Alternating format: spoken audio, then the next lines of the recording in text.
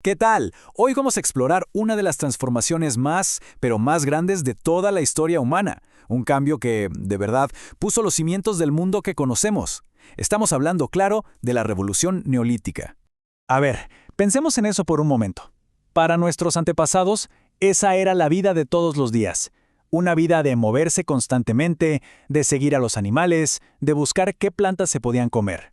Pero bueno, todo eso estaba a punto de cambiar de una forma radical.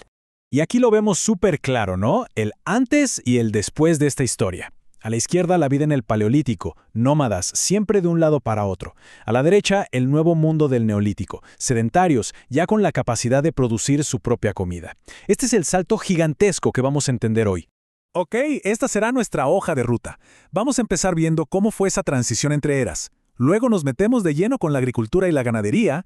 Vemos cómo eso cambió la sociedad por completo y al final las herramientas que hicieron todo esto posible.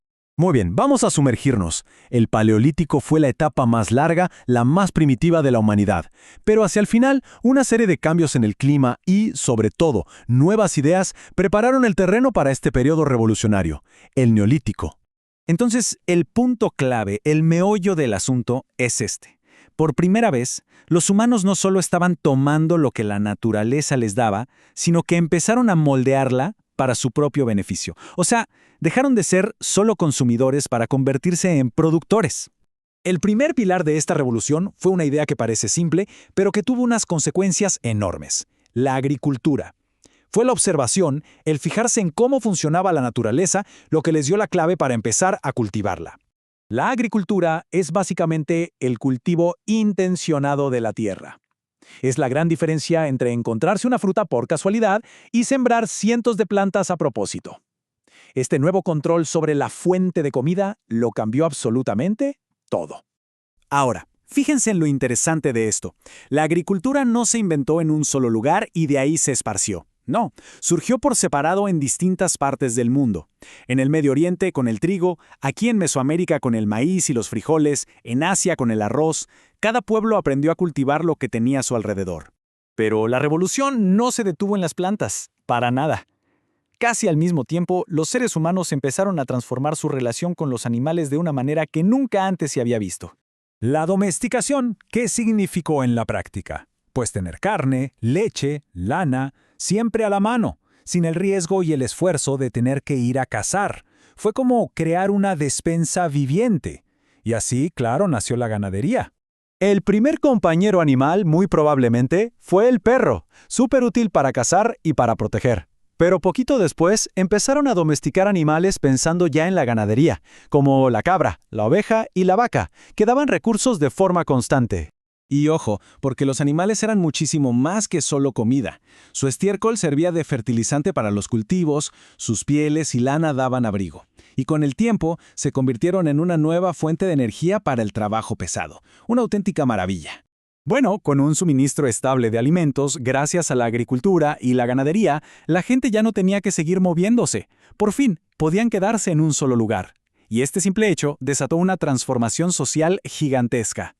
A este proceso le llamamos sedentarización, y me encanta la frase que ven en pantalla, de uno de los materiales que usamos, por lo directa que es: ya no va a ser nómada.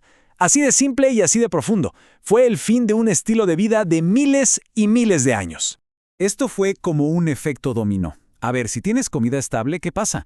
Pues que puedes construir las primeras aldeas. Y como sobraba comida, no todo el mundo tenía que dedicarse a cultivarla. Así nacieron nuevos oficios, artesanos, comerciantes, y claro, para organizar a toda esta gente, surgieron los primeros líderes.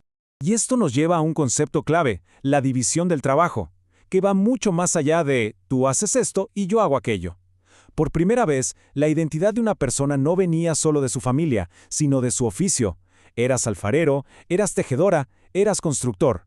La sociedad se volvió mucho más compleja e interconectada. Por supuesto, todo este nuevo estilo de vida necesitaba de nuevas tecnologías para poder funcionar.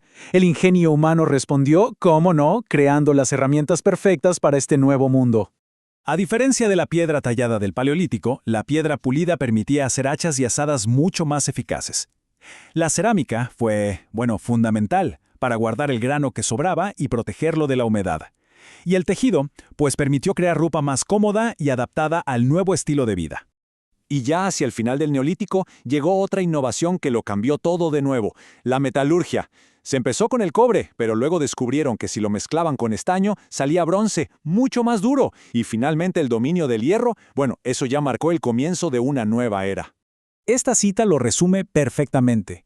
Los seres humanos no solo aprendieron a usar los recursos, sino que empezaron a entenderlos, a gestionarlos y a organizar su vida y sus pueblos en torno a ellos. Entonces, para resumir esta increíble transformación, si nos tenemos que quedar con 3 ideas, serían estas. El paso de una vida nómada a una sedentaria. El cambio de ser simplemente consumidores a ser productores de alimentos. Y la evolución de sociedades simples a comunidades mucho más complejas y organizadas.